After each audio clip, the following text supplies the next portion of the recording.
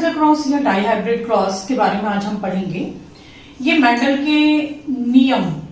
जिसमें प्रभाविता का नियम, पृथक्करण का नियम या युग्मकों की शुद्धता का नियम और स्वतंत्र अपव्यूहन का नियम, जिसे मेंडल ने 1865 में दिया था, ये तीनों ही नियम इस प्रयोग में पूरी तरह से लागू हुए थे। मेंडल ने अपने सारे प्रयोग जो है वो मटर के ऊपर किए थे और मटर जो है उनके दो लक्षणों, जिसमें से पहला लक्षण जो था मटर के बीजों का आकार और दूसरा उसके रंग अर्थात बीज पत्र का रंग, इन दोनों के आधार पर प्रभावी लक्षण और अप्रभावी लक्षण के बीच में क्रॉस करवाया और क्रॉस करवाकर वो जिन नतीजे पर पहुंचे उसमें जीनोटाइप और फेनोटाइप उन्होंने निकाला। वही प्रयोग हम आज यहाँ पर पढ़ रहे हैं। परीक्षा की दृष्टि से ये महत्वपूर्ण प्रश्न बनता है। मटर ने 1865 में जब इस प्रयोग को किया तो उस समय पर मटर के पहला आकार में उन्होंने गोल आकार को प्रभावी लक्षण और झुर्रीदार जो बीज थे उस आकार को उन्होंने अप्रभावी लक्षण माना और दूसरा था रंग में पीला रंग को उन्होंने प्रभावी लक्षण और हरा रंग जो था उसको उन्होंने अप्रभावी लक्षण माना। कारकों के जोड़ों के रूप में उन्होंने राउंड को प्रदर्शित करने के लिए कैपिटल आर का उपयोग किया और येलो रंग को प्रदर्शित करने के लिए कैपिटल वाई का, जबकि रिंकल्ड को प्रदर्शित करने के लिए स्मॉल आर का और ग्रीन को प्रदर्शित करने के लिए स्मॉल वाई का उपयोग किया। इधर की तरफ में जो प्रभावी लक्षण है वो मेल को प्रदर्शित कर रहा है और अप्रभावी लक्षण स्मॉल वाई ये फीमेल को प्रदर्शित कर रहा है।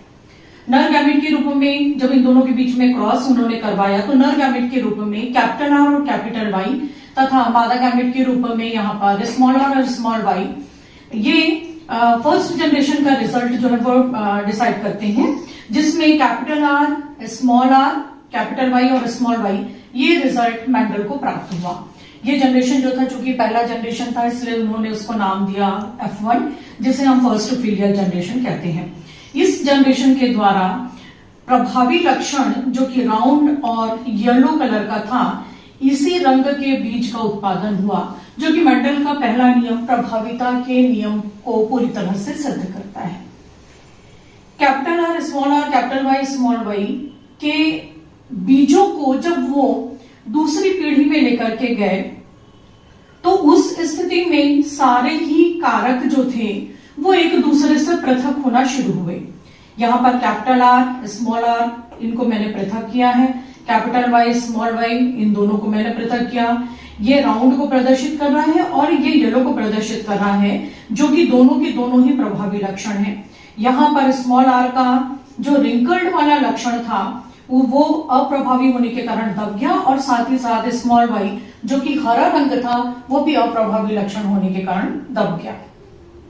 कारकों का जोड़ा जब कभी भी बनाया गया या पृथक्करण के नियम के बाद जब स्वतंत्र अपव्यूहन का नियम आया तो उस समय पर कारकों के जोड़ों के निर्माण के लिए एक छोटी सी शॉर्ट टेक्निक मैं आपको बता रही हूँ कि राउंड को जब आप अलग करें पृथक्करण के नियम के अनुसार, कैपिटल आर, स्मॉल आर अलग करें और यहाँ पे येलो को कैपिटल वाई, स्मॉल वाई अर्थात कारकों को अलग हमने कर दिया। उसके बाद कैपिटल आर का संयोग आप कैपिटल वाई के साथ और कैपिटल आर का संयोग आप स्मॉल वाई के साथ करवाएं। तो यहाँ पर दो कारक हमको मिल गए हैं, कारकों का जोड़ा हमको मिल गया है, कैपिटल आर के साथ में कैपिटल वाई जो कि राउंड और येलो को प्रदर्शित करना है और दूसरा जोड़ा मुझे मिल गया कैपिटल आर के साथ में स्मॉल वाई जो कि राउंड के साथ ही साथ ग्रीन कलर को प्रदर्शित करना है। दूसरा जोड़ा मैंने स्मॉल आर के साथ इन दोनों को जोड़ा बना करके लिया है, स्मॉल आर के साथ में कैपिटल वाई, तो स्मॉल आर जो रहेगा वो रिंकल्ड और येलो और स्मॉल आर के साथ में स्मॉल वाई जो कि हमारा अंतिम जोड़ा है, ये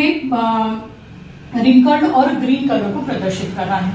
मेंडल ने जब F2 जनरेशन का रिजल्ट यहाँ पे निकाला तो उस समय पर उनको इन्हीं कारकों के जोड़ों को उन्होंने पुनेट स्क्वायर के आधार पर फिक्स करने की कोशिश की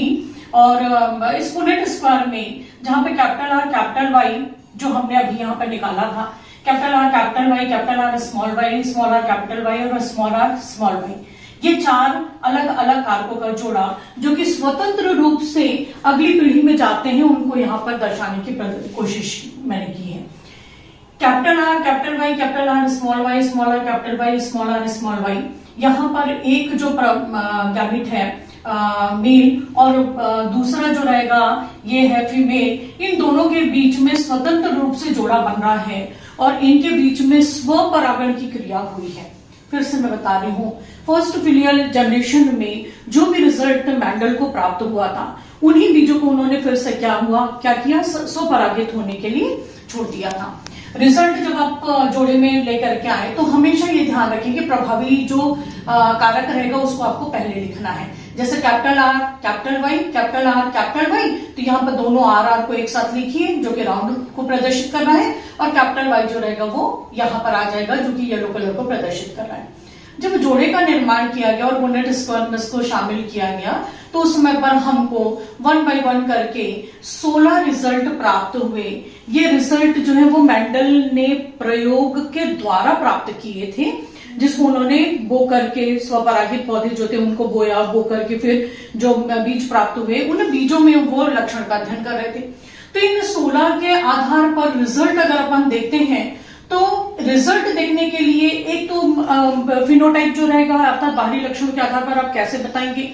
ये मेंडल ने बहुत सरलीकृत तरीके से बताया कि कैपिटल आर के साथ में अगर कैपिटल वाई है तो उस स्थिति में ये राउंड और येलो होगा, और इसको आपको जो रिजल्ट निकला है वो 9:3:3:1 का निकला है। तो यहाँ पर आपको वो प्राप्त करने के लिए सबसे पहले क्या करना है, यहाँ पे एक बड़ा सा ट्रायंगल बनाइए। ये देखिए एक ट्रायंगल मैंने ड्रॉ किया है, यहाँ पे एक बड़ा सा ट्रायंगल बनाया है और इस ट्रायंगल में आपको गिनने की जरूरत भी नहीं पड़ेगी। ये देखिए 1 2 3 4 5 6 7 8 9, ये 9 के 9 जो रहेंगे ये सारे के सारे कैपिटल आर और कैपिटल वाई वाले निकलेंगे, अर्थात राउंड और येलो वाले निकलेंगे। दूसरा, यहाँ पर हमने एक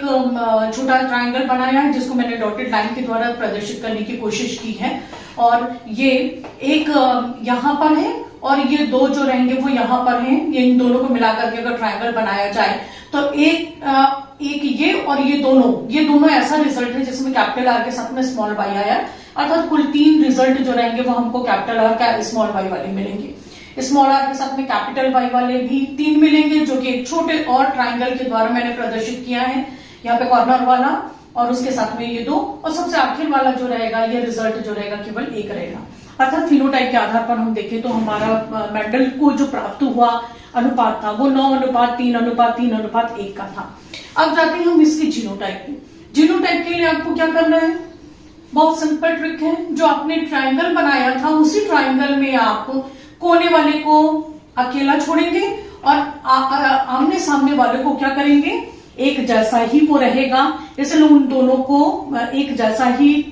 रिजल्ट में काउंट करना है। ये देखिए ये कॉर्नर वाला 1 है, ये दोनों आमने सामने वाले बिल्कुल एक जैसे इनका जीनोटाइप है, तो ये आ जाएंगे 1:2। फिर ये दोनों एक जैसे हैं इसलिए अनुपात 2, और ये चारों के चारों एक जैसे हैं इसलिए अनुपात हो जाएगा इनका 4। इसलिए 9 वाला जो रिजल्ट हमको प्राप्त हुआ था फिनोटाइप का, उसका जीनोटाइप का अनुपात 1:2:2:4 प्राप्त होगा। जो दूसरा रिजल्ट था कैपिटल आर के साथ में स्मॉल वाई अर्थात राउंड और ग्रीन कलर के सीड्स जो हमको प्राप्त हुए थे उनका अनुपात हमको 1:2।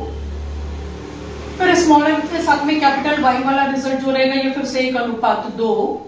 और अंत में जो मिला था जो कि रिंगल्ड और ग्रीन वाला था जो कि अप्रभावी पैरेंटल टाइप का ही रहेगा, ये अनुपात जो रहेगा 1। इस तरीके से हम इसका फिनोटाइप और जीनोटाइप बहुत आसानी से निकाल सकते हैं। परीक्षा की दृष्टि से महत्वपूर्ण प्रश्न है, इसलिए आप इस तरीके से तैयारी कर सकते हैं। Thank you.